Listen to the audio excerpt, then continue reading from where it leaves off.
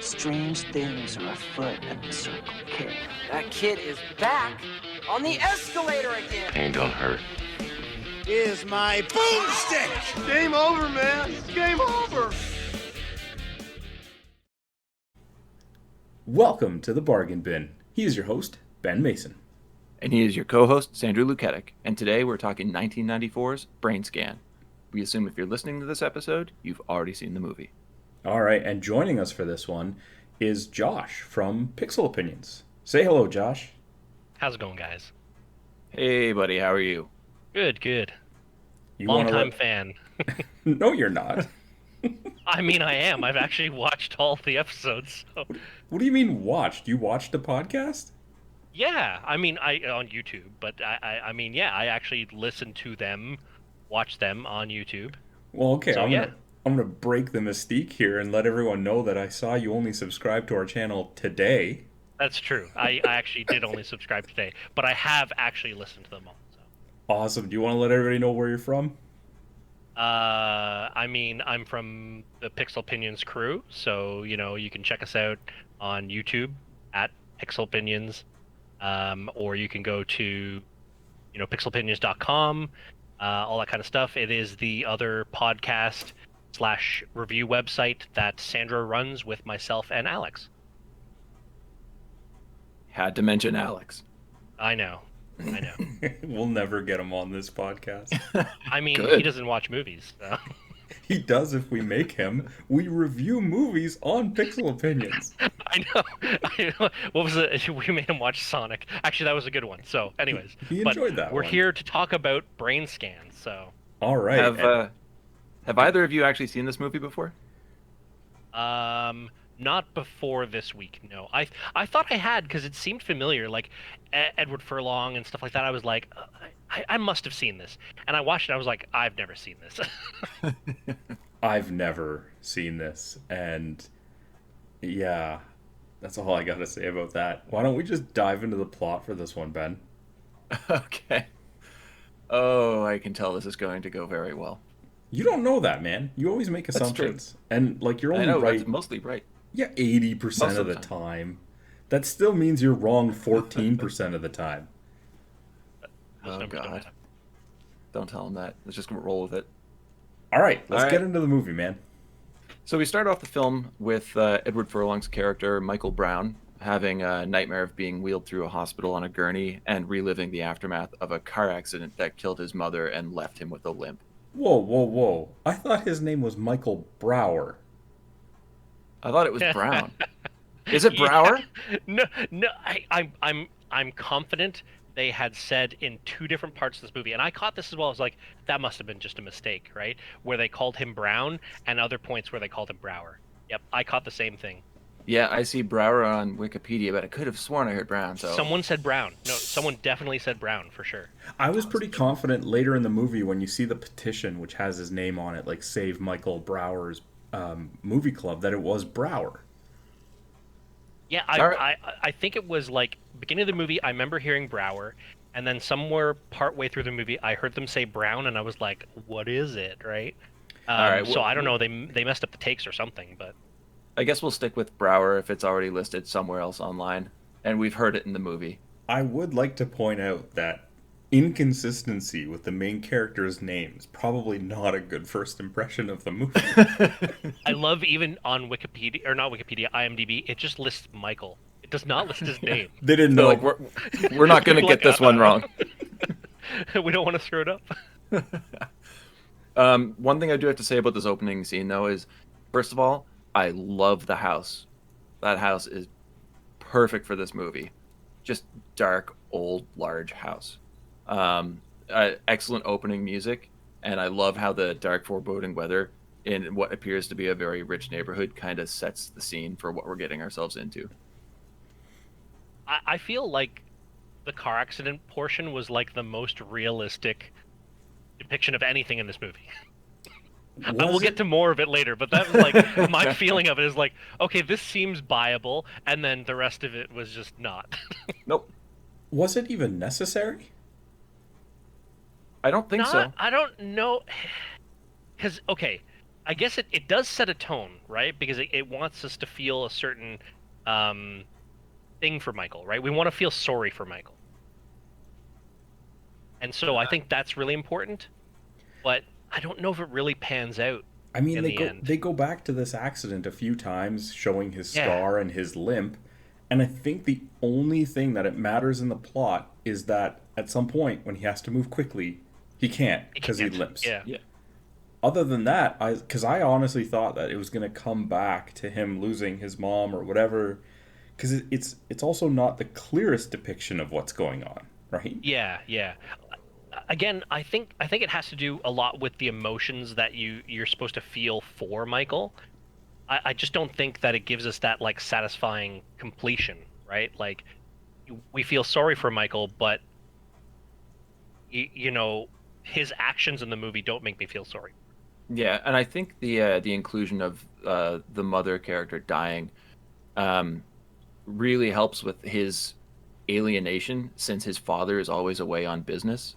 So Yeah. he's just alone living in the attic of a giant house. I mean, Which you I could- think but is that could really do- poorly explained.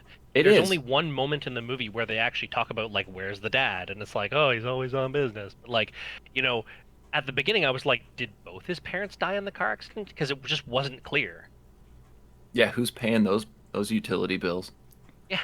there is the possibility that it's also depicting that at an early age he started to become a little more desensitized to gore with his knee and loss with his mom, because it might have driven him down the path of being into horror and things like that, to show that when he is actually afraid of this brain scan game, that it must be pretty severe, because this is a person that wouldn't normally be easily scared.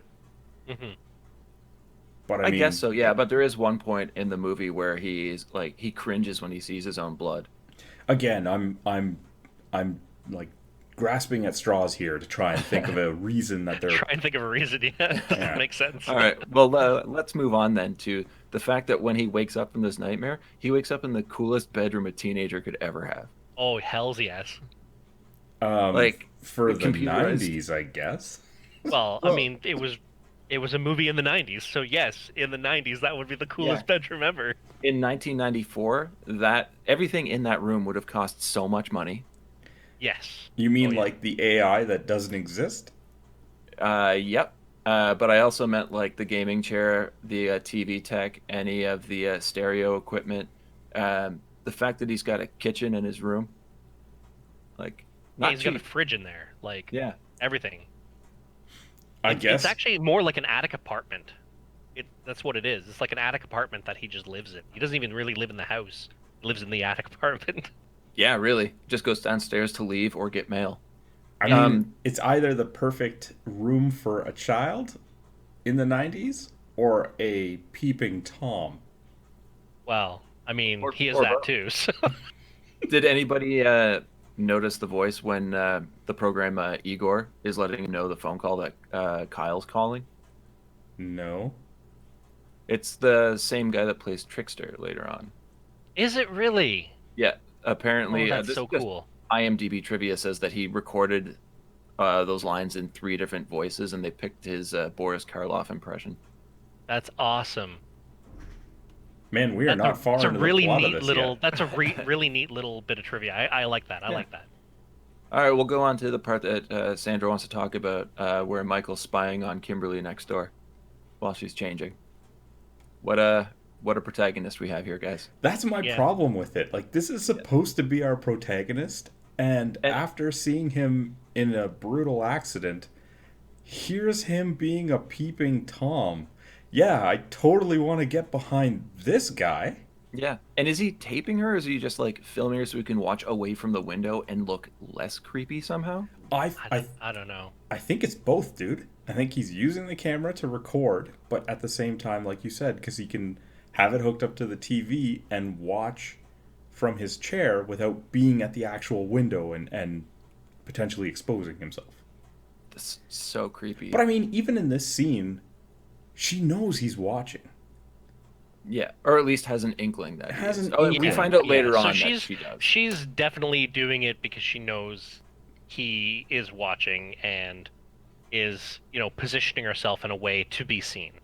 Which honestly doesn't really make sense when you get to the end of the movie. But again, No. we will touch on that. You can easily not take your bra off in front of an open window. Like, that is plausible. The things like curtains exist.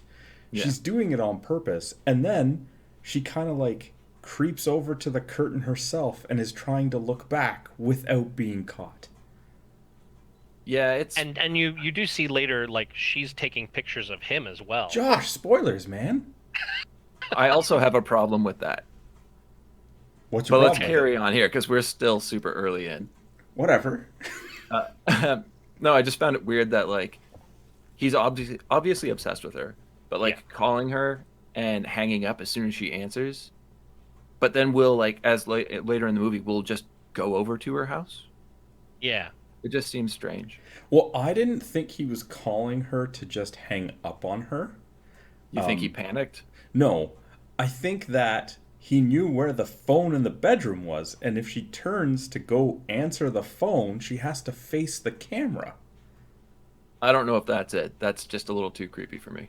Well, I don't know. You can say what you want, but that camera's not set up by accident, and he is watching the camera as she's turning towards it and walking towards the phone. And then, apparently this great AI technology doesn't hear him saying to disconnect. Yeah. Because nobody ever hears him say it. Well, normally he just has to say later. But yeah, that's true. Also, we've completely skipped over the part where Kyle actually tells him about the game Brainscan. Yes, because his buddy Kyle calls him.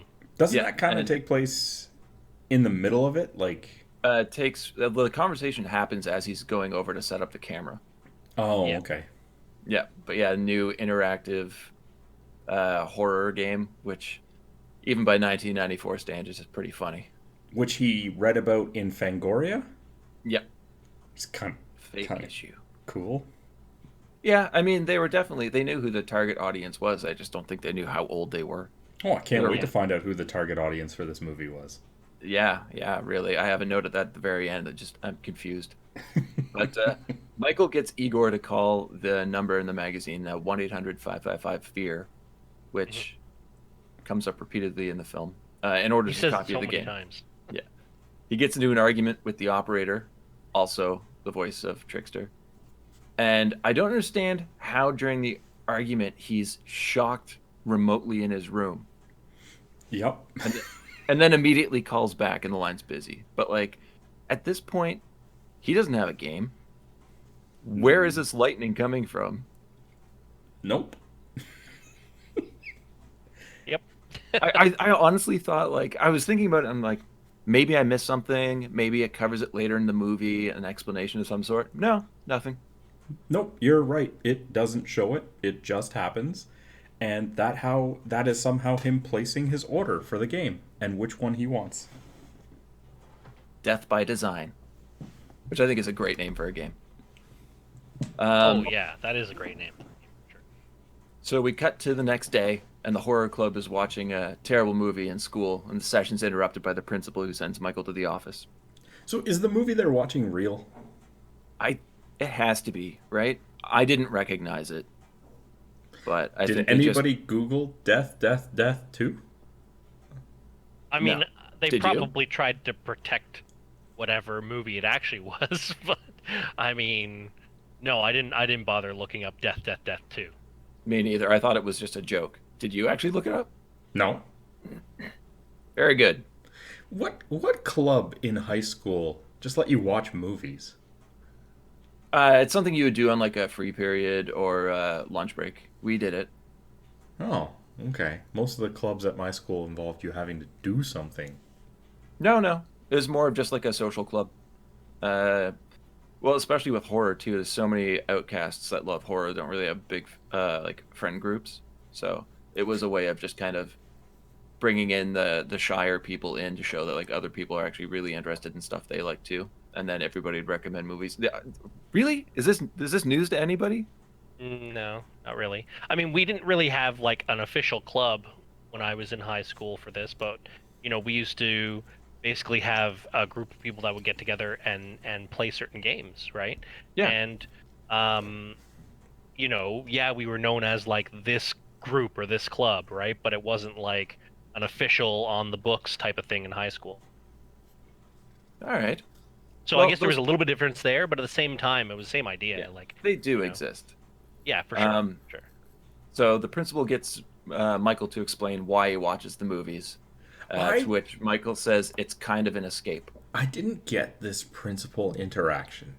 I didn't get if he was supposed to be liked or disliked. Because at the beginning of the conversation, he's like, "Can you explain to me why this is?" But then he spends the rest of the time trying to be like, "I don't want you to do these things." And it's like, are you trying to be understanding and supportive, or are you trying to be a roadblock? I don't get it. Oh, I would say roadblock for sure. Every authority figure in this movie is a problem for Michael. If you look at it, any of the adults, like Kim's parents, really want nothing to do with them. Lieutenant Hayden is obviously his biggest foe in the movie. I believe other it's than, I guess, Detective Trickster. Hayden. It's Lieutenant Hayden. It's Detective. It's Lieutenant. They call him Lieutenant in the movie. I thought it was Detective as well. I had to go back and change my notes. What is wrong with this movie?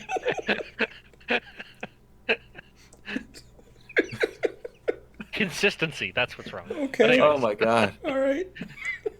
But yeah, like the principal links Michael's description of why he watches those movies to he likens it to smoking weed to escape the real world or watching porn and then raping somebody. that was one of the best lines. I was like, "What?" Well, first of all, he did mention, as these older movies do, marijuana cigarettes, which always sounds hilarious to me. But I do like that Michael just shoots down the idea that watching porn leads to rape. Yeah. It's like, I don't think porn rapes people. People rape people. Like, Very apt point of view. Okay. Yep. Well, horror club's banned. Yep. But I do love that. Like, can you tell me what that was you were watching in there? Death, death, death. Death, death, death. Part 2. Part 2. Here's the He thing. just like throws his hands up in the air. Here's the thing that really I didn't understand about this conversation. In the same conversation that he, quote unquote, bans the club, he also tells Michael, "Bring me any movies or games you want to share with the club."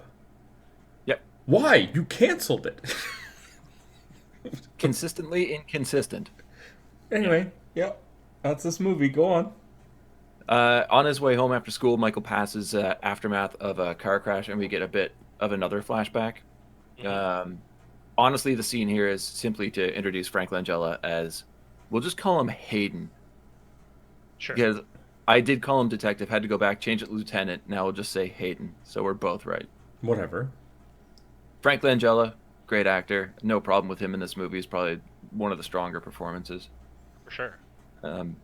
Then we have Michael receiving his first disc Hold on. Much like this movie just skims over that scene, does nobody want to acknowledge that they have a death in the town the day prior and they never reference it? Who died? Isn't the accident that he sees the detective, aren't they cleaning up like a body bag? No, there's just blood on the scene, and he asked who was it, and I think he asked who it was, or do you know who they were, and it says it doesn't matter, because when he says no, he doesn't recognize them or he doesn't know the names. Just kind of tells him to move on, from what I remember. Yeah. I don't think it was a death. I think it was he's just like, a "Get outta really here, bad like, accident. This isn't a place for a kid, sort of idea. Yeah. All right. Yeah, this scene where he gets his first brain scan disc in the mail is where he checks the messages and we find out his father's away on business. I think the father character comes across as incredibly sympathetic and genuinely cares for Michael. Almost like he's pained to be away, and he's trying his best to give Michael what he thinks he needs. Like, he's obviously paying for all this computer stuff. He's like in a tech job for sure. I felt really bad for this character. I thought we could have used maybe a couple more messages or more reference to him throughout the movie. Yep. It would have been Anybody else? interesting to see it explored the relationship between the two, right? Yeah. because he just seems to not give a shit about his father whatsoever. I'm like, Yeah. really? Like, if you It's lose a almost parent- like maybe he blames his dad for what happened to his mom in some sense. Like maybe if his dad was there, maybe his mother would have died or something. Yeah, and like throw something like that into the film so it's covered, because now we just Yeah. like him even less. You guys are Yeah. diving much further into this than the movie actually did. Yeah, I know. I'm saying. Well, I mean, sometimes you have to like pick apart the little things too, right? Because sometimes, I mean, we don't know what the director may have cut out of this, right? Out of the original. Yeah. So Now- there may be some stuff there. Who knows? I don't know, man. I gotta say one thing. You know how a lot of movies that are adapted from books leave out massive chunks of the story just Yeah. for time limits. Time. The way this whole thing plays out, it feels like someone just took a 60-page novella and filmed it exactly. 'Cause there's so much in Word here for that you could word. you could just leave out that doesn't have anything to do with the rest of the plot. And then there's plot points that would make sense if they were included that just don't exist. Sandro, Yes, sir. you're pretty quiet this time through. Any comments so far? We're just about to start at the party at Kimberly's house. No. Okay, so there's a party at Kimberly's house. Michael decides it's time to play the first disc, inadvertently blocking Kim's call to invite him to the party, which I thought was kind of interesting. It was, I don't know, a little too smart for the movie. No? They The clearly- timing was very interesting. Yeah, because it's kind of like, this is his way of breaching into that crowd, right? Yeah. And he blocked it, and the timing is just too perfect almost. Yeah. Almost like the writing for that one part was too good for the rest of the movie. They're neighbors. She clearly has his phone number to invite him. She wouldn't have mentioned a party earlier. She would have waited until it was in progress to invite her neighbor that she has the number for. I mean, I think in some sense, maybe this is something for later, but part of her maybe feels sorry for him too, as much as the Yeah. other side of her likes him. And it's like, he's an outcast, she's not. So inviting the outcast, like, do you do that ahead of time, or is it kind of like, oh, As really the wish Michael party's was in here? full swing. And the thing Well- is, too, you have to keep in mind, just because they're neighbors and they know who each other are, doesn't mean they're friends. Are they friends enough for her to try and invite him at that moment? We assume that's what's happening, yeah. But What's she calling the him way to? they interact later in the film would contradict that. Was she calling him to say, "Hey, turn the camera off while my party's going on"? Yes. Like, I'm not going to take off my shirt tonight, so you don't need to have the camera. or there's going to be a lot of people here, and I'm definitely going to take my shirt off. What I'm saying is, it's not like there's some trigger where she like sees him hanging out in the window by himself and thinks, "Oh, I feel bad for him. I should invite him." She was just going to invite him, and I'm supposed to believe that she chose to invite him once all the other people she invited were already there and the party was in full swing. I actually have a small thing on this, and correct me if I'm wrong. Was the drapes to his window closed where she saw it before she called him, or after?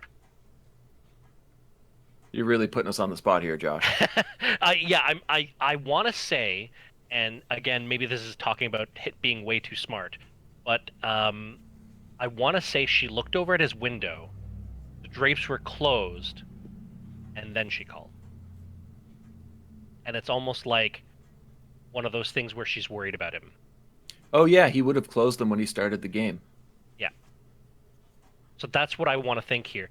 Maybe she wasn't even wanting to invite him. She just wanted to see what's up, right? Because she sees him every day at the window, and that window's open, right? Or the drapes are open, rather. And now the drapes are closed. Suddenly it's like, what's going on? Something's weird. I love how Sandra hates how much we're going into this. I don't hate it. I'm confused by it because Josh says things like, "Oh, she sees him every day at the window. I should show some concern for my peeping Tom. He's not there tonight." Yep. The lives of rich people in the suburbs. We don't know. I don't know. Just go on. All right. Move forward. So he started the game, which induces a state similar to hypnosis. And within this specific game, Michael takes on the role of a killer and has a set time limit to commit a murder, cover up any clues, and leave no witnesses. If he doesn't do so, then he will not be able to play the second disc. Mm-hmm. Which, by the way, for premise for a game, I love. Like, that's a cool premise for a game, honestly. Yeah, like, interesting. The idea sure. of covering your tracks, you know. Now, I'm not a big computer game guy, but I don't remember having to dial a specific number to play a game online, I guess. Oh, is never. Is this online? What? Why does he have to call the number? Why does he have to dial? I don't know. And I don't remember him like looking at any instructions either. You know, like, okay, whenever I got a brand new game, right, it was like I would put it into the drive and see what happened. Like, would it boot up? If not, you know, I'd open up the CD or the disk drive, whatever, and look for an exe file, for instance, right? But like, you know, if it came with like a manual that said, oh, to play the game, call this number and wait for the prompts, you know, then I would understand more. But yeah, it made no sense. Like, I don't know how a person who is versed in video games of the time would have thought this was a thing. Sandro. No, man. No. No? I don't know. Like, it almost would have been better if he had one of those, like, Sandra will remember this, but the old, like, twisty cards where you'd like spin to get the codes so that you could type in the code at the beginning of the game. That's more of maybe like an 80s thing, but like that would have been more realistic, you know. Yeah, but I mean, it has to show how connected this is, because true it's technology. Ooh. Honestly, after getting shocked the first time, I'd be super hesitant about dialing that number again. Yep. Anyway, the game is well, for us anyway, it's a first-person perspective as we follow Michael through the game with a voiceover from the game's host that guides him through the acts. Michael sneaks into a house, finds a man sleeping in bed, and stabs him to death, being urged to take one of his feet as a trophy. It was a really crazy murder scene. I thought it was pretty effective. I'm assuming Josh thought the same thing, and Sandra was too busy trying to figure out what he was watching. Yeah, I mean, it was interesting seeing the hesitation, right? Because you could tell it was still Michael at this point, right? He was hesitating, and that the game was egging him on. It was, you know, telling him, do it, like that sort of attitude, and I like that. And it was interesting. I don't know if the game specifically told him to take the foot, but it definitely it definitely kind of zeroed in on the tattoo on the foot, right? So it almost like pushed him in that direction, but like subversively, right? Yeah. I'm gonna have to give Sandro an audible cue every time here. No, man. No. Okay, it's just the laughter. All right. Well, we move on. Michael wakes up in his game chair, freaking out, after completing the first disc of the game, and I'm confused because he hears the party next door, and I guess is angry about not being there, so he blasts music of his own to drown them out. Yeah. I don't know. All I thought during this scene was, damn, he's sweaty, because it was a lot of sweat. Yep. And why is he almost orgasmically eating his food and drinking his milk? I think it was just like, it was so intense, right? Like, the idea is that it was such a big, intensive thrill that, you know, anything after that point, he was almost... I think they should have maybe focused more on him, like, almost shaking, which I don't think they did a good job in this case. Yeah. Rather than him, like, forcibly shoving food in his mouth and dribbling milk all over his face. I don't know, man. If I woke up from a game where I believe that I actually murdered somebody and I'm 16 years old, the last thing I'm going for is to pound a liter of milk. Even at 16, I'm like, I'm sure Dad's got some beer downstairs. Yeah, no kidding. I mean... No kidding. Now's the time for a marijuana cigarette. I guess you would also drink that beer in a way that it's pouring down your face too because you've somehow forgotten how to drink. And he just leaves it there. Yeah, it's just cool Yeah, with it. yeah, doesn't even wipe it away, just like completely all over his face. Anyway, the next day we have Michael and Kyle walking what I guess is home from school. It's our first time actually seeing Kyle on. Oh wait, no, not first time because we saw him when he was talking about the introduction of the game. Yeah. But seeing them together, they're talking about the in-game experience. I like how this is where we first hear a cop car speed by with the siren going, alerting us that something is up, but they never really put two and two together. Well, Michael doesn't. And then we get their catchphrase of buddies forever. Yeah. I don't know why in this scene Kyle is just like, let me play the game. And Michael's like, no, I want to play it a few more times. And then I'll give it to you. And it's just like, does Kyle own a phone? Because I don't remember Michael paying for the game. Just call and get your own. Yeah, I don't remember a transaction happening. Nope. He just It was clearly getting shocked. That's how they got the money out. I was scanning for his bank account. Yeah. Because actually, you pay with a little bit of your life. Because I'm wondering how, like, at no point did anybody think, like, did I pay for this game? No, just get it mailed to you. Yeah, it was almost like getting a demo, right? Like it was getting a demo or getting like a beta, right? It's like test the game. You know, like, tell us what you think. Yeah. You even go back to the first discussion that they're having about it, and Kyle's reading the advertisement in the magazine, and Michael's the one that calls, and it's like, if Kyle is so interested in it and thinks it's so awesome, why didn't he just pick up the phone and order it? He had to get my only Michael? guess is that this is something again that's missing here is that it probably did cost money, and he knew that Michael could get whatever he wanted because his dad was willing to give him whatever money he wanted, right? Whereas Kyle doesn't have that luxury, right? Like he's kind of born on the other side of the tracks, we'll say. Yeah, he's got your what like a teenage bedroom would expect to look like in high school at that point. Yeah. Not this like obviously dated tech, but like rich kid's room. I mean, even at this point, it's like, you didn't pay for it. Just tell him that. That's what we're saying though. Like it's obviously missed that there was a transaction made. I don't know, man. I think the only way it makes sense is that like it cost money. That's why Kyle is so diehard on getting to play it because it's like he would have just played it himself if it was free. Oh man, the first inconsistency of the movie. I'm disappointed. Yeah, the first. Okay. Well, he tries to play the game again when he gets home, but it won't work. And this is why I'm confused because after that, he sees that Kim is arriving at home. So he goes to see her. Why? Is there a reason why? Do we know his motivation? Boobs? Well, like, they're afraid to even, like... He's afraid to call her and talk to her, but has no problem walking up and talking to her parents about how he wants to see her and then waiting inside for her. Maybe he was just feeling like a boost of confidence from the adrenaline of playing the game. At this point, he doesn't know what had really happened. So maybe he was just feeling really brave. Finally worked up the guts to ask her. Yeah. I mean, that's a possibility.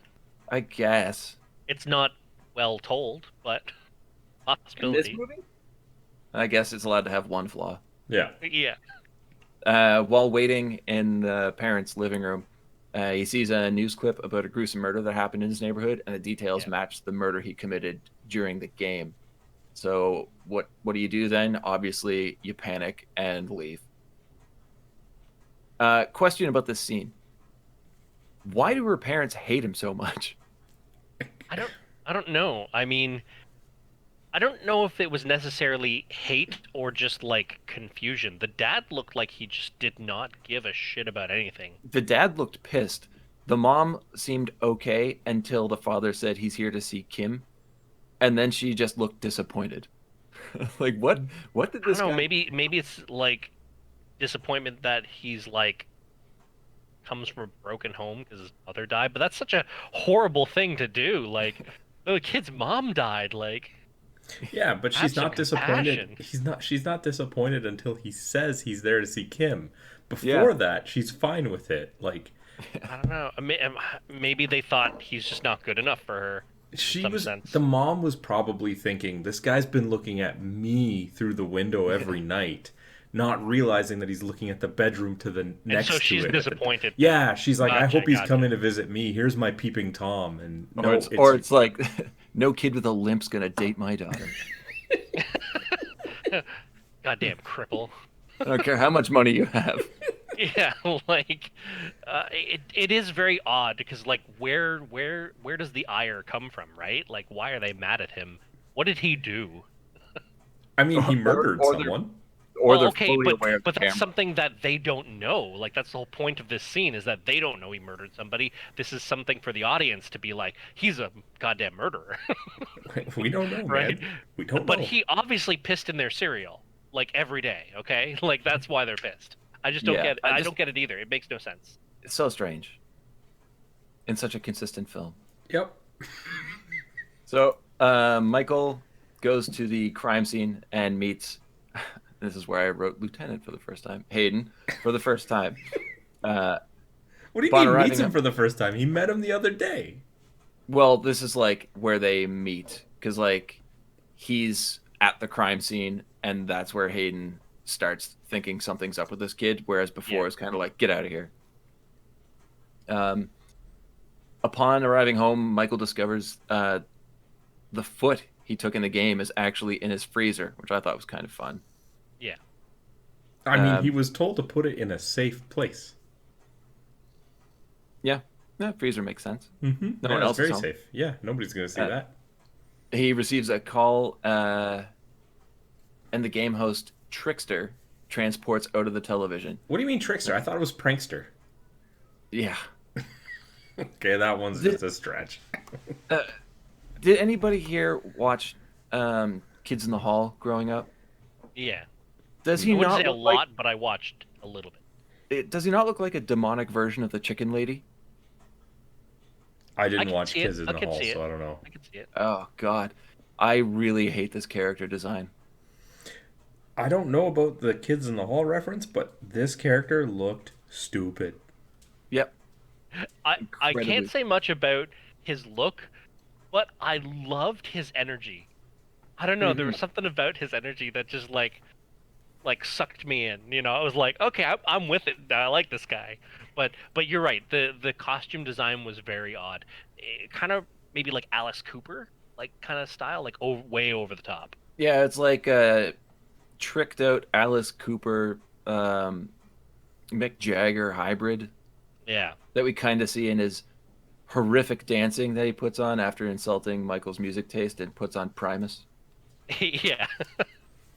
Oh, that actually reminds me. I gotta say, this movie had some of the best music I've heard in a '90s movie. Oh, it's a wicked soundtrack. Like so many good tracks. Well, there goes my pro for the movie. Was trying Sorry, to save Sandra. it as a surprise. What was It your just favorite? came up because he mentioned it. Yeah. Hey man, Anyway. I'm not going to disagree with you. The soundtrack in this movie was awesome. Yeah. Mhm. The one Okay, strength. so Trickster, pretty lame, but I liked his energy. I like the idea of the character, and yeah, the energy was there, but the design kept throwing me off. He was a great foe for Michael, though. But yeah, we have Michael freaking out about being a murderer, not understanding what's happening. And this is where we're introduced to the idea that there was a witness to the murder, and he has to play the second disc of the game to take care of them. Yeah. There's... this is just I'm not used to Sandro being quiet. This is great. It's better if I don't talk, man. Michael skips school and sets out into the woods to bury the foot, but a hiker's dog grabs it and runs off. What was Eventually, this scene? the dog does not need to be in this movie. Half of this movie doesn't need to be in this movie. Yeah. Well, eventually he drops the foot. Michael grabs it and hides from the dog's approaching owner. Who Returning doesn't home, see him? he doesn't see him at all, just hiding in thin bushes. Which like, isn't not even bushes, ferns. Isn't the only time it happens in this movie. No. But when he gets home, he burns all the clothes that he was wearing during the murder in his fireplace. Kyle shows up asking to borrow the game. They argue, and Michael says no. That whole chunk is pointless and does not need to be in this movie at all. Josh? Oh, absolutely. No, it's weird because they tried to put this like strange kind of wedge between him and his friend at this point, and I just didn't buy it. I think they just wanted it to look like the last interaction they have is a fight. Yeah. So that, Michael can feel guilty. Well, it also gives a good reason for Hayden to be interested again. Yeah. Right? Because of course, somebody near you dies, the last thing that happened, you had a fight. Ooh, you're killer number one right there, right? Yeah, it just doesn't come into play. I find it strange though that he's like, you have to play the second disc and take care of the witness.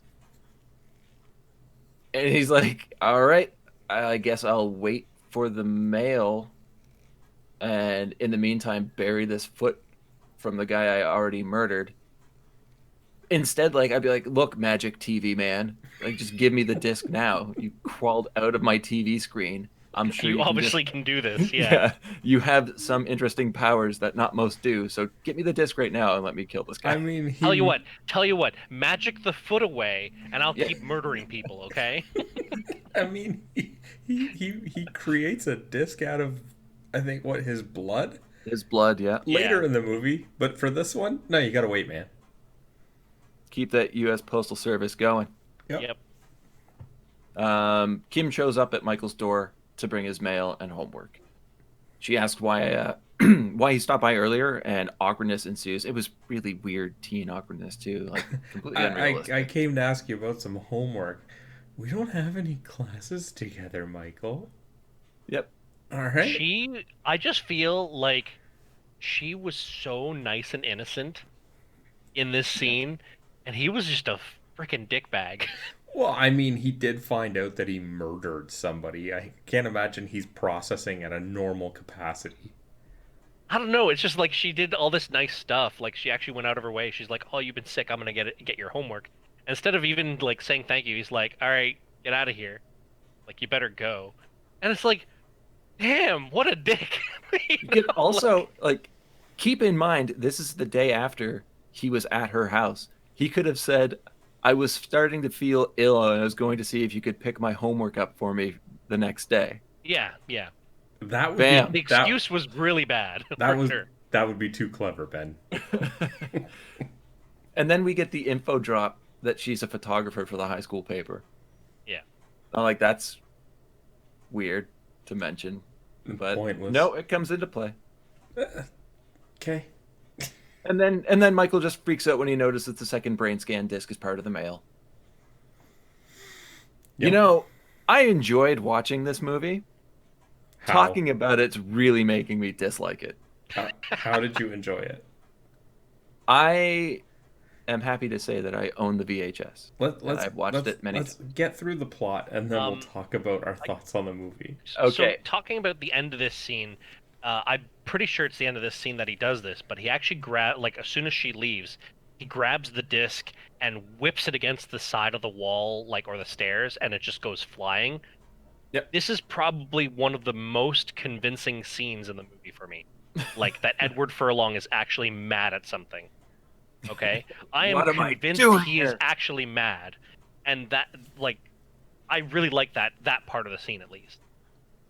Because there's so much of the movie that I'm just I don't feel like his acting is selling me on any of this. That was acting? Yeah, I mean, I don't know. I'm pretty sure at this point he did have his drug problem, did he not? So. Oh yeah. Maybe it wasn't acting, but anyways, I don't want to get too much down the rabbit hole on that. But yeah, that scene, seeing the anger out of him there, sold me, but like the rest of the movie, his acting was just not there. Yeah. And also at the time when this came out, like I just rolled with the scenes as they happened. I mean, it was 94. I would have been like 12. Yeah. So watching that, I'm not thinking too heavily about the stuff. I just want to see a crazy movie. For sure. Next scene takes place at night where Trickster arrives to inform Michael that there are too many clues pointing to him as the murderer, and he must play the disc. Gives in and films a confession video/video of himself playing the game from his gaming chair. I'm just going to go through this quickly here. Immediately, he wakes up and discovers that he has just finished the disc with no memory of any gameplay, which I thought was great. Yeah. Watching the videotape, he sees that while in a hypnotic state, he's actually gotten up and left his game chair and walked out of frame. Going back to his freezer where he had put the foot from the first murder, he finds Kyle's bloody necklace, freaks out, calls Kyle, and Hayden answers. Yeah. I thought all of this was one of the strongest parts of the movie. And apparently I'm the only one. No. I think this I really liked that he blanked out. I think that adds so much to the movie compared to like playing it like a game with the first portion. Yeah, and it was really good as almost like a negative, like because he was trying to be like, I'm gonna outsmart the trickster, and this is what happens, right? Yeah, I thought that the first disc was basically you play a slasher. The second disc is more of a murder mystery where you're not really sure what happened, but you have to figure it out. Yeah. So I was expecting something like that for the third disc as well. Also, these games are pretty intense to fit on 2 discs so far. But they're magic made out of demon blood. That would make more sense. Mick Jagger, Alice Cooper blood. Next day, Kim visits Michael to give her condolences and say that Kyle had been petitioning to start up the horror club again. So I guess it was still banned, Sandro. Yeah, except that the principal wanted him to bring anything that he was going to show to the club. Accurate. Michael's watching news coverage later that day, and Trickster returns.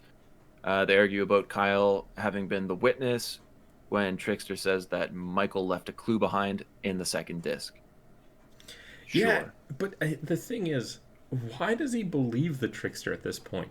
Because His name is Trickster. even when he yeah, that is true.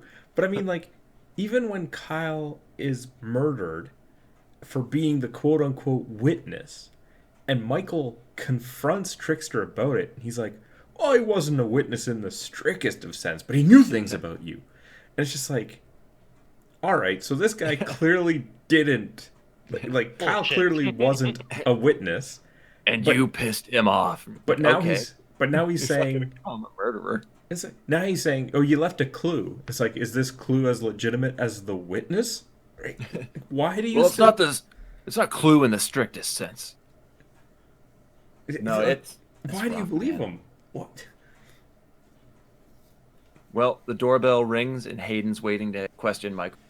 Hayden knows that he was involved somehow, and when leaving, he tells his partner that there were fresh ashes in the fireplace. It's summer, so he was trying to hide something. And Trickster tells him, like, don't answer that. Yeah. Upstairs, the two of them argue again. Trickster points out that an article was published in the school paper that quotes him from his conversation with Kim, and he seems betrayed by this somehow. I don't get it. It doesn't make him look like the strongest of, like, It doesn't make him manly look like men. a dick bag either, though, because No, it's it like makes him he look like cares he's about his missing friend. Yeah. In fact, it's probably one of the only things that would have evidence to show that he didn't kill his best friend. Like, you know? That's another thing. Like, Hayden is so skeptical and curious about if Michael's the one that called Kyle when he was in his room. And it's just like, Yeah. sure, you know they're friends. You even asked if they're friends. Why wouldn't he call his friend? Yeah, he could have just said, oh, I mean, I called him to make up because, like, we got into a bit of a... I mean, maybe you don't want to use that sense, but, like, Yeah. at the same time, it'd be like, I mean, I call him every day. You know, It's we are just- best friends. Like, is he your best friend? Yeah, he's my only friend. And I'm convinced it was you that called. Well, yeah, he was my only friend. Who the fuck else was I gonna call? But at the same time, though, the urgency in his voice when Hayden picked up the phone, like Michael was like screaming, "Answer me, talk to me," blah blah blah. Like even if you had a fight, I don't think any teenager would react like that. Yeah, it's I true. don't know. Yeah.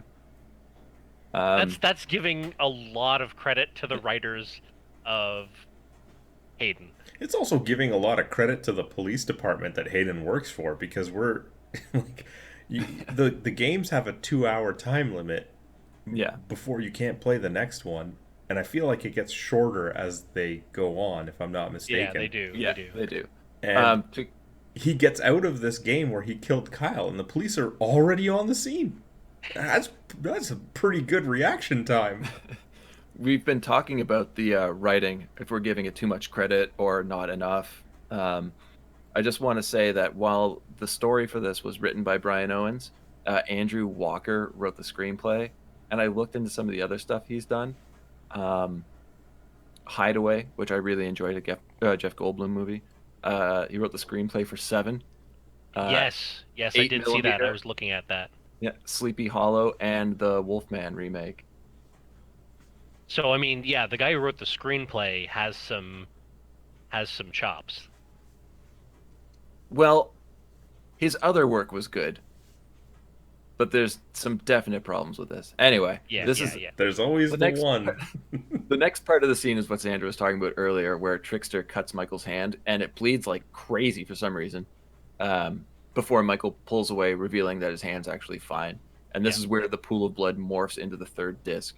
So why did he have to wait for the mail for the second one? But Yep. Yeah. Trickster tells him to play it or kill himself because, sure. I mean, And then- there is another option. He could just not do anything. Yeah. I mean, he might Um, get caught and go to prison, but he wouldn't murder anybody else. Yeah. I do like that the clue is revealed to be the tracks he makes when he walks because of his limp. I thought that was really interesting. Yeah, it's Oh, the yeah, only time that accident came back. Or I guess technically there's also the time when he's trying to flee, but Yeah, it hasn't really been too vital to the plot other than that. I mean, he could have gotten that limp from anything. It didn't have to be a traumatic death of his mom. I rolled my ankle in gym the other day. Okay, I be more severe than that, but like, kid could have broken his leg falling out of a tree. You don't know, right? Like, yeah, whatever. Just go All right. on. Michael has a dream. He's making out with Kim on her bed before she turns into the first victim. Okay, obviously he's still, traumatized, to be expected. He wakes up to hear Kim outside wanting to apologize. Hayden watches from across the street until he sneaks into the house and takes ashes from the fireplace, which I didn't know you could just do that. No, that evidence would be you cannot. inadmissible in court. Yeah. Exactly. But I couldn't stand Kimberly in this scene. The way that she was saying, like, I need to talk to you. And it's like, it sounds like you're supposed to be sounding urgent, but you don't sound urgent. Oh, it's poorly acted yelling. It's like the very beginning of Halloween. It's even pronounced the exact same way. It's just like, Michael! Yeah, That's not a proper pronunciation it was whatsoever. bad. It was really bad. That part I did not like. Oh, that part? Okay, that's good. Yeah, there's So you're along with us for most. only one part I didn't like. Only one inconsistency. That night, Hayden's gathered a neighborhood watch in case the killer strikes again. Blatantly states that he will arrest anybody involved who has a weapon on them. Yeah. And clearly there are people with weapons. Yeah. Anyway, Michael plays the disc, sneaking over to Kyle's house to remove the footprints. He notices that inside is Hayden's, a partner. Doesn't realize it's Hayden's partner, just a cop, who gets a phone call from somebody who sounds a lot like Trickster, informing him of the intruder in the yard. It's definitely Trickster. Exactly. 100%. But that's why I'm surprised nobody caught that he was the voice of like the host of the game or Igor. I knew he was the host of the game. I Host didn't of the hear game, that for he was sure. Yeah, Igor. Igor, I wasn't sure. All right. Michael runs off, cop in tow. He's trying to evade the Watch, who are patrolling through the woods until one catches him at a construction site. A fight ensues that ends in a load of bricks falling and killing the man. Intense death. Super intense death. Yep. Like, Michael was fucked before, and now he's got no chance. But he decides it's time to hide again, and the dog from before finds him and then just leaves? Yeah, because I guess maybe he really liked that foot that he got to chew on for a bit. So it was like, now it's his pet. He even says to guess? the dog. He even says to the dog, I know last time I told you I wouldn't ask you for anything else, but go away. Yeah. And the next clip is just mind-boggling to me. I had to rewatch it a few times to see exactly what went down. But Hayden's partner arrives, sees members of the Watch have rifles, and he pulls his gun. One of them panics, says he's got a gun, and shoots him. Yep. Perfect. And it's like, I don't... Like, they all know they're going to be arrested, and they're all just wandering around with, like, rifles and shotguns. And now they just killed a cop. Yep. Anyway, all right, Michael gets away. Kim sees him cutting through the yard on his way home. And Hayden, who is looking my at his God. dead partner, is just Deadpan. it's just like completely doesn't care, and he's like, who's gonna tell his wife?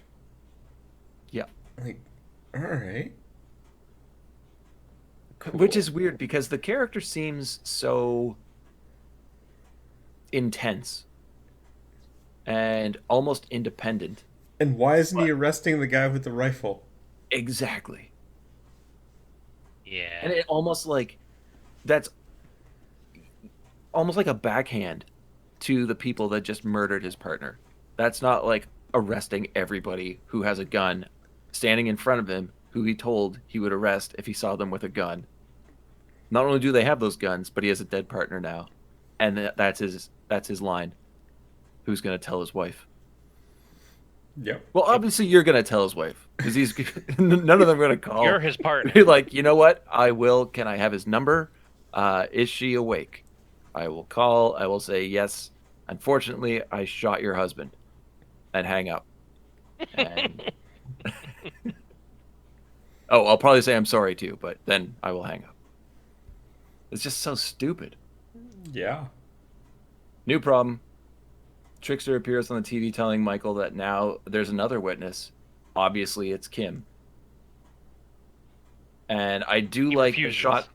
I like the shot where he holds up his 4 fingers and just says, Part 4. Oh, that is Yeah. wicked. Yeah. Sandra, you with us here? No. All right, perfect. The next day, Hayden is given an envelope and is told that Michael did, in fact, place that call to Kyle. Papers in the envelope reveal that the ashes that he picked out of the fireplace contain the blood types of both the first victim and Michael.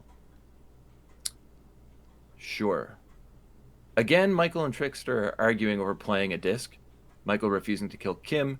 Trickster reminds him it's either her life or his. And for some reason, this almost clicks for Michael. Anybody else find that a little off? Yeah, I honestly, when I saw the scene, I thought this was going to be a suicide. Mm-hmm. That's the way I thought the rest of the movie was going to play out. Yep. Originally, the first time I watched it, I remember, since there were so many flashbacks to him post-car accident, pulling himself along the pavement, that the movie was going to end with him in modern day doing the exact same thing. Yeah, it would have been a nice parallel to have something like that. Yeah. No, we didn't get that. Instead, we get something so much better. Yeah, we get Michael starting the disc. Sneaks into Kim's house and up the stairs. Hayden's in the neighborhood on the hunt. Good old Hayden. I guess he's already made the call to his partner's wife. Michael's now standing above a sleeping Kim. Trickster appears and urges him on until grabbing at the screw. I guess it was a screwdriver or an ice pick. I don't remember. I thought it was It's a pair like of scissors. Was it Yeah. scissors? Okay, Yeah, I it only looked like a remember pair of scissors seeing, to me. the silhouette of it. And saying he'll do it himself. Michael attacks him. Not sure why Kim's not waking up at this point, but Trickster informs Michael that they are, in fact, the same person. Michael stabs him and is absorbed into Trickster with the worst CG I've seen in a long time, but a really cool image of Trickster eating Michael. Okay. Okay. Yeah? So, okay. So, earlier in the movie, the Trickster talking about being tortured and shows that he breaks his own fingers, he gouges his eyes out. Somehow Michael thinks I can hurt this guy. Yes. Sure. He's a stupid teenager. No, can't do it. Can't do it. Keep going. Playing off the fact, because I wanted to bring this up. This is something I wanted to bring up, and I don't know. Maybe this is a good time because you mentioned the CGI. For 1994, this CGI is just awful. Absolutely awful. Like, I actually went and looked at some of the movies that came out in 1994 to try and have some kind of benchmark comparison. And I'm looking at things like The Mask, Stargate, In the Mouth of Madness, even Page Master. And, like, these are the exact same year and, like, just a totally different amount of CGI. Now, I'm probably going off of this is a B movie. It doesn't have the same kind of budget as those other ones, but like they should have just stuck with practical effects. Their practical effects were fine. Yeah, the practical effects were fine. There were a few things that worked, like perfect example being when Trickster magically like grabs the newspaper, the high school paper. Yes, Obviously, it was filmed in reverse and just played backwards. Yeah. Like it was Like him. those small throwing the things paper. were fine, but like the actual computer generated BS that they did in it, where he was traveling through the weird reddish wormhole bullshit, or like when he was being sucked into Trickster, like those were just awful. Yeah. I said I No, couldn't. I said I couldn't, but I have to. How is the Trickster him? How, like, who are you? I'm you, like... See, I don't. the I don't only know. thing I can really think of here is, and I mean, this is giving the writers way too much credit, but almost thinking that it's not Trickster is a part of him, that it exists in his subconscious, that because of his desensitization, because of the trauma he had in his past, because of his disconnect with his father, that he wants an out. He wants something to do, and part of that is that drive to murder people, like any serial killer who experiences trauma in their past. So it's almost like Trickster doesn't actually exist. It's all in his head. But that's way too smart for, I think, what they were going with them. I think And much closer to almost like demonic possession is what they were going. Okay. You definitely gave that a lot more thought than I did. I mean, what he's saying makes sense. Because it's Yeah. not like we see the ad in Fangoria and we see Trickster prior to Michael actually interacting with him. And then The logo of the game screen, I guess, but at that but point, he's already gotten the in game, the game. right? Like, he's already been shocked Yeah. after making the his phone call. subconsciousness could be creating Trickster out of the imagery, right?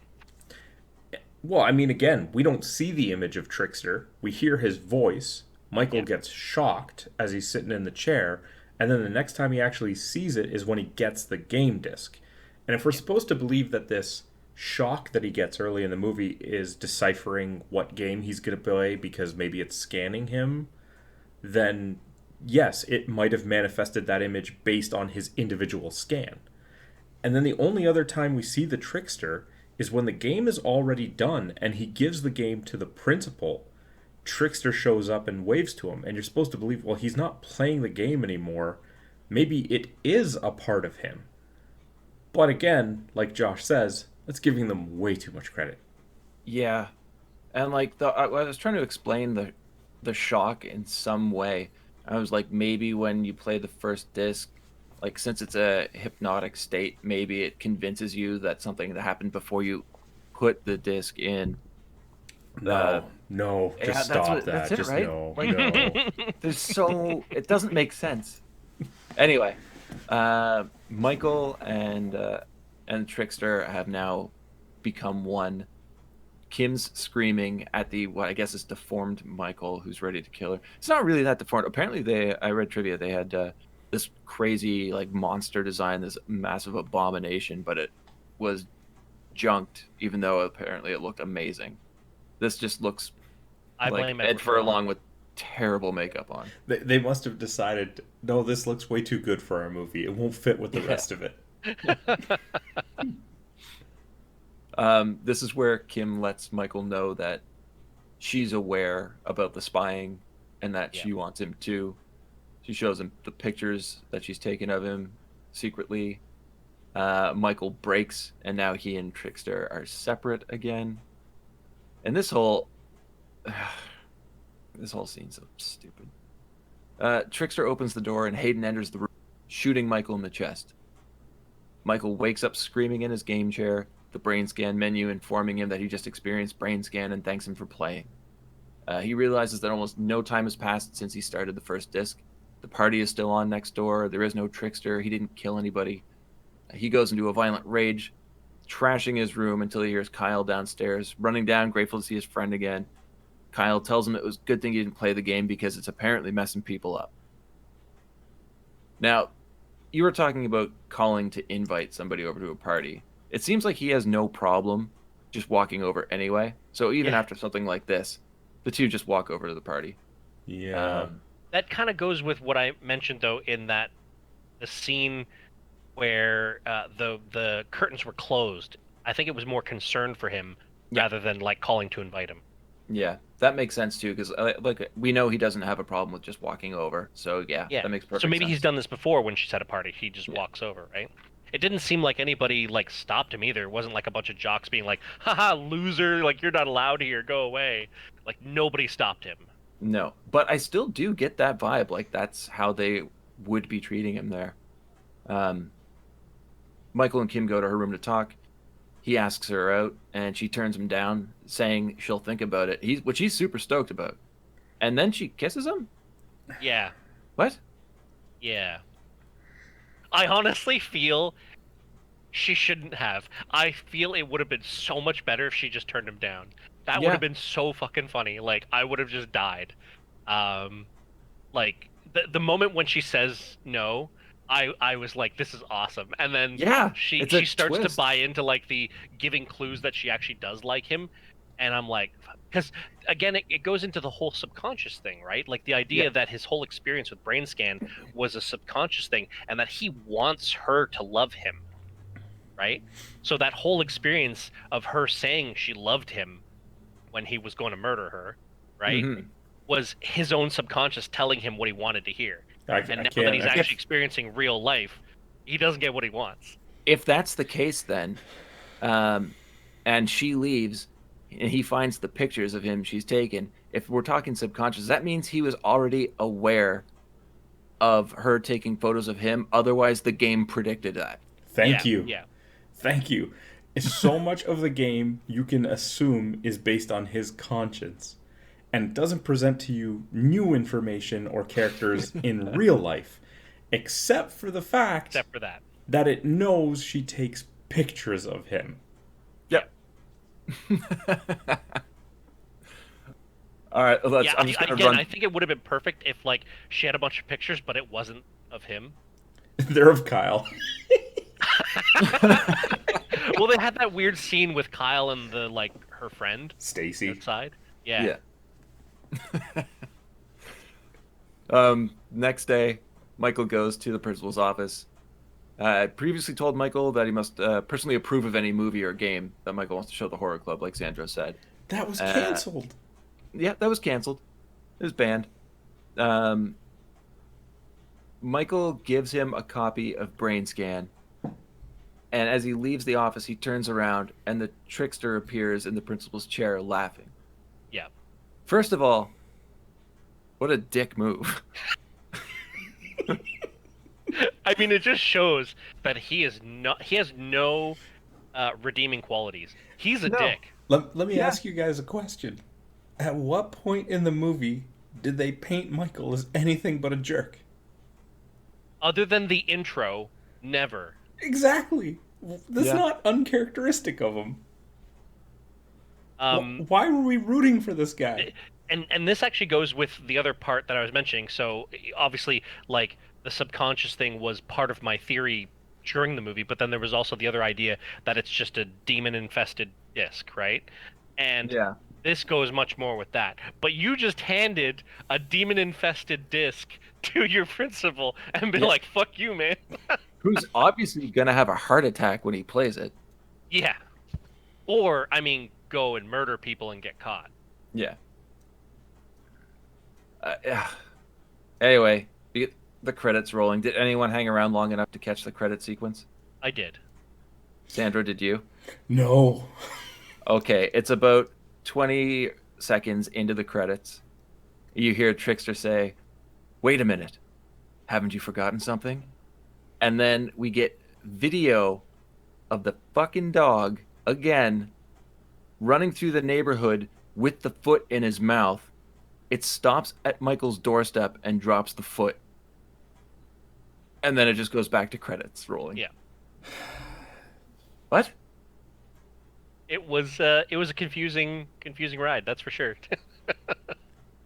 Whose foot? That was the plot of the movie.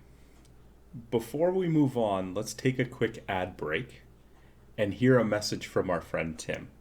Knights and Nerds is not just an actual play D&D podcast with an original campaign being played by a group of friends who tolerate each other. It's also a podcast where I, the Dungeon Master, talk about how I'm adapting to the choices the players make, as well as revealing to you, the audience, the complex story and deadly twists that I have in store for my players. Find us on iTunes, Google Play, Stitcher, Spotify, or at knightsandnerds.com. And we're back. Yeah. Right.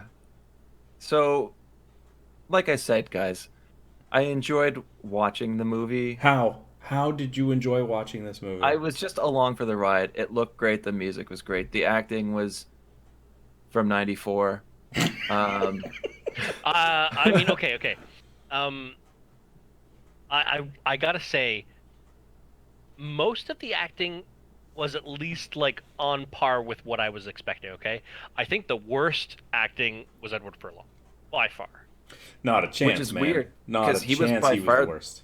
the Not biggest a chance. selling point. He was, because he had been in Terminator 2, what, 3 years prior to this?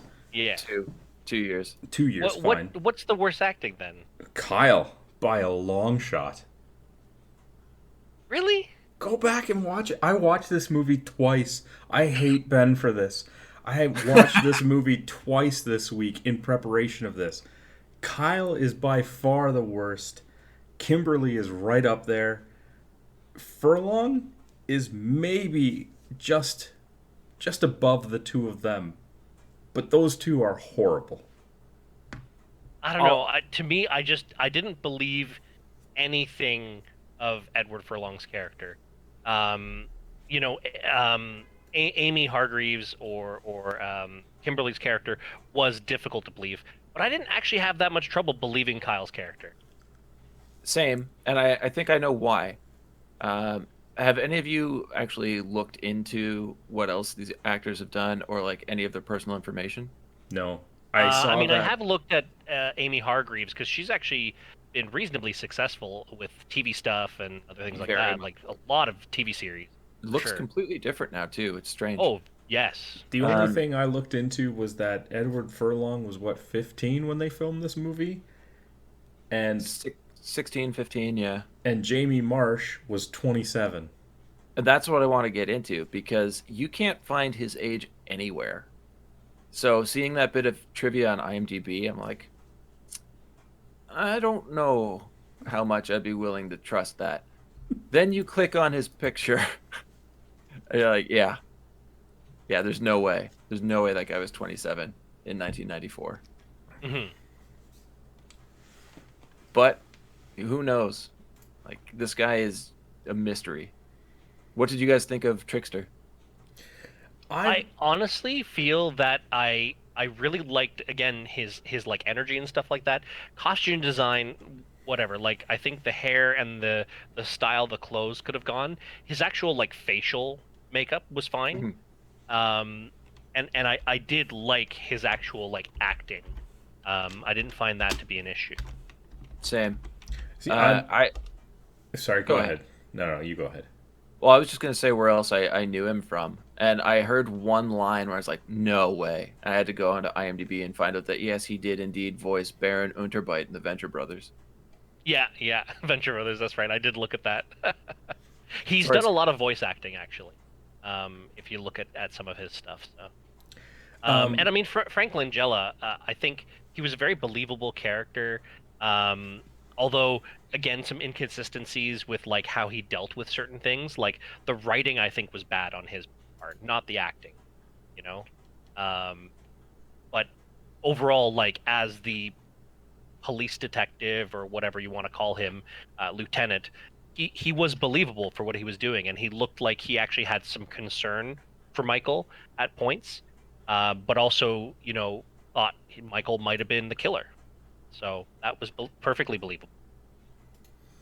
I agree with you guys that I like the acting and the energy of Trickster. I just couldn't get past the visuals. The look, yeah. Yeah, it's rough. It's definitely tough. It didn't match a lot. Well, I guess it probably matched the movie, but like the movie wasn't very good. So. So just looking at Wikipedia, Jamie Marsh, born September 17th, 1966. I don't believe that. Yeah, I'm just reading what I see. I don't know. All right. Well, Apparently he was cast in his first movie in 1981, a movie called Montenegro. oh, all right. Well, do you expect somebody that old would do a much better acting job? I don't know. We couldn't find the budget for this. None of us could. But what do you guys think about the box office? Oh, total flop. Yeah. I mean, 4 million at box office. Oh, that's awful. I mean, again, it might depend on how much they actually spent to make the movie, but I mean, even movies that did poorly, I would say, had much better showings than this. Yeah. I don't know, 4 mil. It's bad. I feel like I have If it to was do a straight to something. DVD, fine. That would make sense. Like I said, I did have This actually the. went to theater, and it's like, wow. Well, they were definitely hoping that Ed Furlong would bring them some money. Yeah. Well, Instead, he just brought them problems. They just wanted to ride off of the success of the Terminator 2 movie, right? Which, and that's the other thing. Like Terminator 2 was prior 2 or 3 years, and I feel like his acting was way better in that. No, No? it wasn't good neither. Oh, I don't remember. I mean, I think the thing is, you can almost let that go when you're just a kid, right? There's so many times we see a kid in a movie and it's like, okay, the acting's bad, but he's just a kid, right? And that's kind of how I think a Accurate. lot of us felt watching Terminator 2. But now that he had to be the headliner and he's a bit older, he's 15 now, like, we expect more of the acting, and it was not there. Yeah, you summed that up pretty well. Looks like the critics agreed with you on that one too. Looking at some of the reviews or ratings anyway, IMDb gave it a 6.1, or How? people on IMDb gave it a 6.1. How? I think I enjoy it. I said I already own the VHS. You know what? After watching this and shit talking it, I'm probably gonna buy the Blu-ray. The 6.1 In all honesty, is I like... would watch this again. I Yeah. would. Like, as bad as it was entertaining at times, and I would watch it Yeah, again. totally. It's not so bad that I'm like, oh my god, I could never sit through it again. Well, it seems to a lot of people are on the same page as us, Josh, because we already said 6.1 on IMDb. Audience score on Rotten Tomatoes is 60%. Tomato meter's 13%, which I think is Sandro. But 13% might be 13% too high. no, there's no way this is a zero movie, man. Sorry. I think Josh and I can sit back and have a lot of fun with movies that are bad, whereas you get offended by them.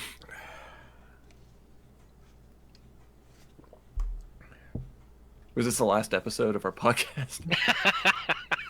Maybe. Maybe Josh takes over from here on out.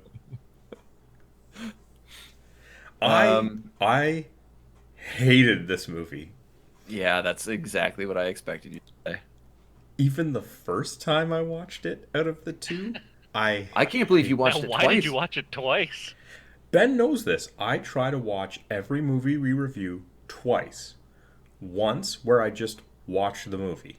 Okay. I try to let go and just watch the movie as anybody else would.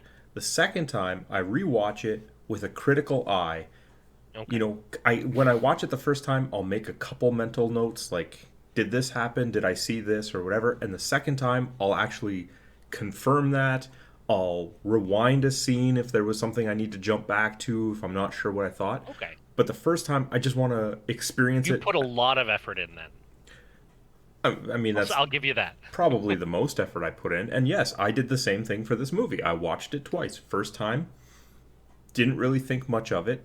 But, you know, you watch the movie the first time and you're like, okay, is the first meeting with Hayden, like, does that accident or murder come up at all? Yeah, Then the second time, because you know, right? you can confirm yes or no. Yeah. Exactly. So I watched this movie twice, but even the first time, almost immediately I thought, this isn't real. This is all taking place in his head, and the movie's gonna end with him just waking up from it. Yeah. Right from the start. And even though I didn't know the movie, like, this isn't the second viewing, this is the first viewing, I couldn't get behind any of it, because right away I'm like, they did such a bad job making me think that any of this was even remotely happening. Yeah. At I 12 kinda years wish... old, I could see how the movie was going to end. Yeah. But I've spent since 1994 trying to figure out that lightning bolt.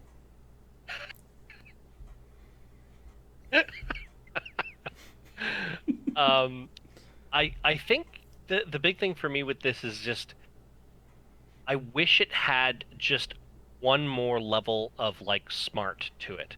You know, like the way they ended the movie, I really wish there was a little bit more irony there. You know, like the whole idea I mentioned where it's like, oh, she doesn't actually care about you, like that's all in your head.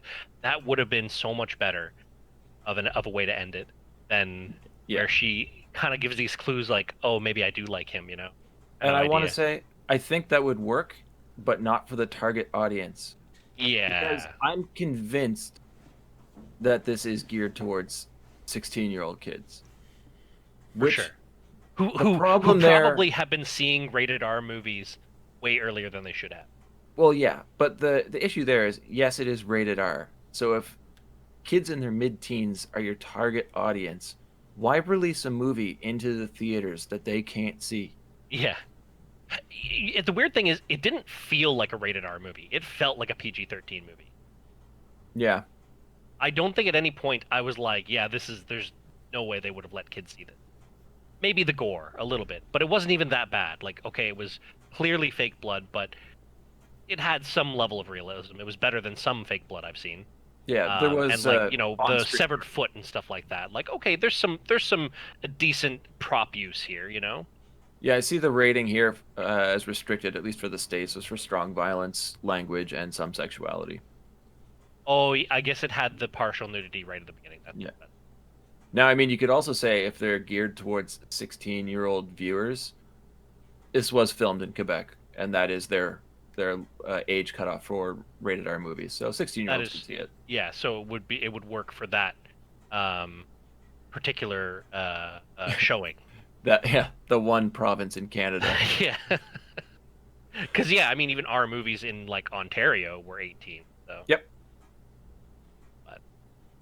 So, Sandro, I'm so glad you love this movie, man. Finally, we picked one that you could really sink your teeth into, watch twice, not have any complaints over.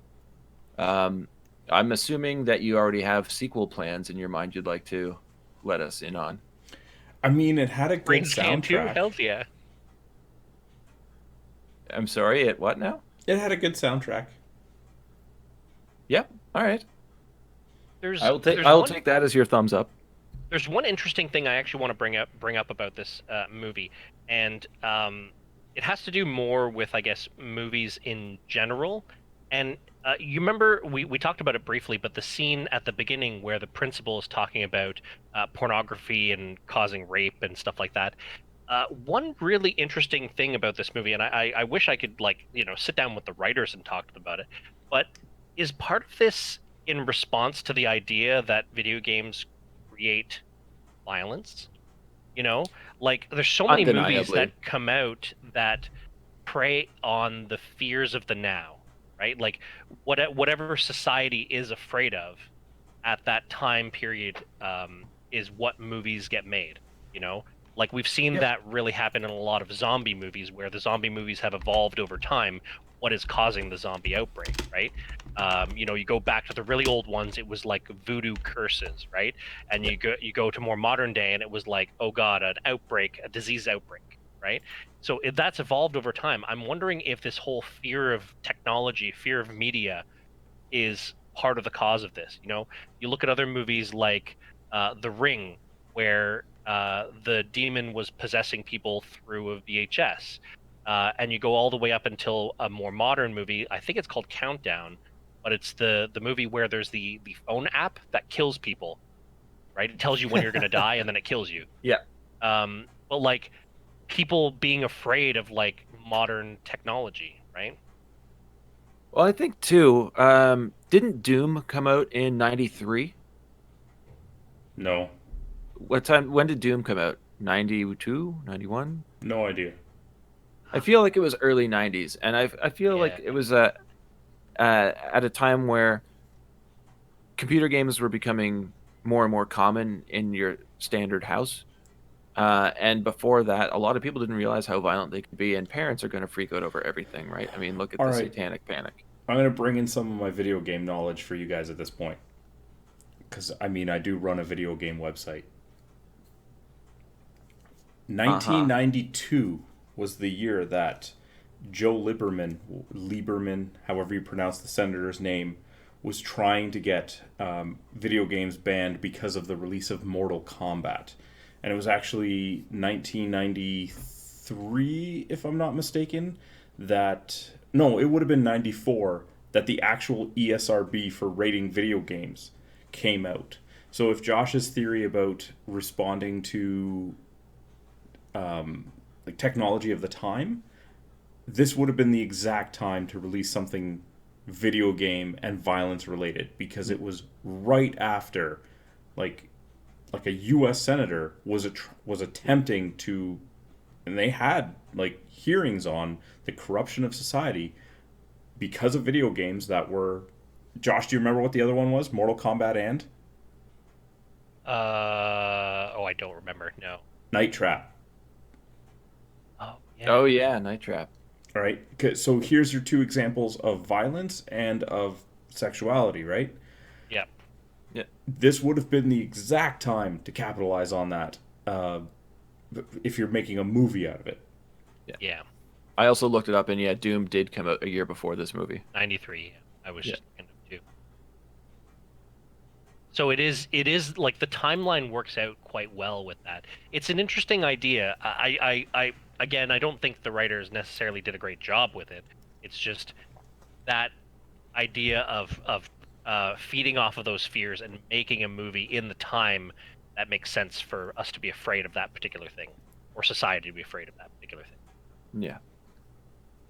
We're definitely giving this movie some context. I don't know. I don't think anyone really. I mean, I think that's giving more, like, maybe not this movie, but like the movie industry a little the bit. motivation. That, right? Like, yeah, the motivation to why somebody would make a movie like that, right? They shouldn't have Or done maybe it. fund it. They should have never made this movie. You're right. They should remake the movie. I will say this though, Ben. Now might be a good time to remake the movie because of the move in VR technology. It would be perfect. Yeah. Right? I mean, Brainscan 2. That's what it's going to be. It's Brainscan 2. It's all VR. But I mean, with VR headsets and things like that, you could actually make it a little bit more plausible to get that electric shock to begin the adventure. Like it is a time where the video game technology would actually, like, I mean, that's what VR is. Putting yourself in that first person perspective we see from the first disc of Brainscan. We need to take Brainscan and put surrogates and put them together. Here you go. Oh God. But yeah, no, I don't ever want to watch. You probably haven't seen Surrogates, have you, Sandra? So. No, I know sir. Ben has, but yeah, it's a great film. It's kind of a running theme on this podcast that I haven't seen it. The great Bruce Willis. Whatever it is, I haven't seen it. That's the theme. Actually, a fairly modern movie, but anyways, it doesn't matter. Does anybody have any closing thoughts on this movie? I would say I would recommend people watch this movie, but only going into it knowing that it's problematic, and you do have to check your brain at the door and just sit back and watch and have fun with it, because it's competent in its execution visually, except for some CG. But when you really try and analyze the plot and the reasoning behind characters' actions, it gets pretty muddled pretty fast. If you're okay with like the campy horror of like the late 80s, early 90s, it's a watchable movie. And I'll say yes, if you like those types of movies, by all means, definitely watch it. But if you're not a more of like a horror movie buff who likes the kind of campy movies, you're not going to enjoy it. No, this is a movie that you would watch if you were part of the horror club. Yeah, exactly. And I mean, it kind of works out quite well being a little bit meta there, right? So, Sandro, your take? Oh, this is like the perfect movie, 10 on 10. One inconsistency and one bad scene. Do recommend to everybody. There you go. You heard it here first. Sandra recommends you watch Brainscan. So anyway, after that torture of a movie, we'd like to remind everybody, let us know what your thoughts were. If you checked out the movie, you can hit us up. We're on Twitter, BS Bargain Bin. The videos are on YouTube. There's good, space in the comments to leave detailed thoughts on the movie. Or you can even email us at bsbargainbin@outlook.com. Now, since Josh is our guest, and before I actually, give him a chance to let us know again where he's from and say goodbye, we're actually going to let Josh choose what movie we watch next week. Okay. So I actually did message Ben about this, and I gave him a couple movies. And it's funny because he gave me an interesting response. He's like, one of these movies I hate, and one of these movies I love. And he didn't tell me which one's which. So I have to kind of like now go with one of them, and I'm interested to see what he has to say on it. Now, Ben, do you know why I gravitated towards these two movies?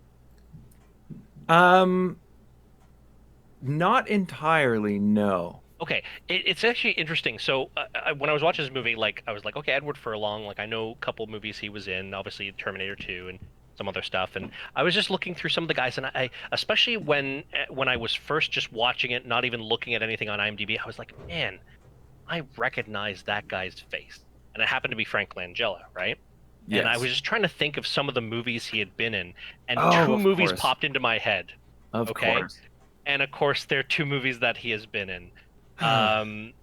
So I have decided to get you guys to watch the mystery thriller from 1999, The Ninth Gate. Oh, thank God. Okay, with Johnny Depp as the star and Frank Langella as a side character.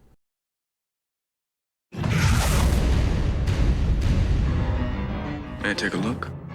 All my own rare editions have the same protagonist, the devil. Only the supreme masterpiece was missing. The Nine Gates is a kingdom of shadows. A book reputed to have been written by Satan himself. I want you to go to Europe. I want you to get it for me. You mean the devil won't show up? Reputed to conjure up the Prince of Darkness in person. Some books are dangerous. You don't know what you're getting yourself into, Mr. Corso.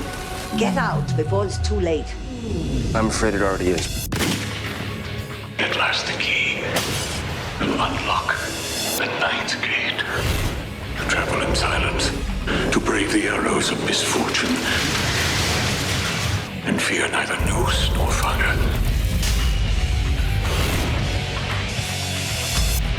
There have been men who have been burned alive for just a glimpse of what you are about to witness.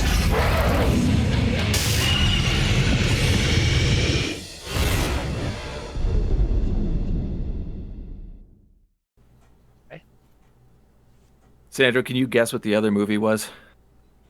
Nope. I'll tell you what the other movie was. It was Masters of the Universe. Okay. All right. Which I figured that maybe Sandra might have a little bit more fun with, but Ben would probably hate. All right. So that's what we're going to be watching next week. Obviously, if you guys want to join us in the conversation, check it out before that. Before we sign off, Josh, thank you so much again for joining us on this one. Yeah, thanks, man. Yeah, thanks for having me, guys. Do you want to let everybody know where they can find you? Yeah, absolutely. You can check Sandra's other podcast out, who he does with myself and Alex, at Pixel Opinions. You can listen to that on from Anchor or any of the other places you find podcasts. Again, it's Pixel Opinions. We also do video game and some random movie reviews, mostly video game related stuff, on YouTube. Again, Pixel Opinions. So yeah, look forward to seeing anybody cross over between the two. So thanks for having me again, guys. Well, thanks a lot, man. All right. Until next week, have a good one, guys. All the best, guys.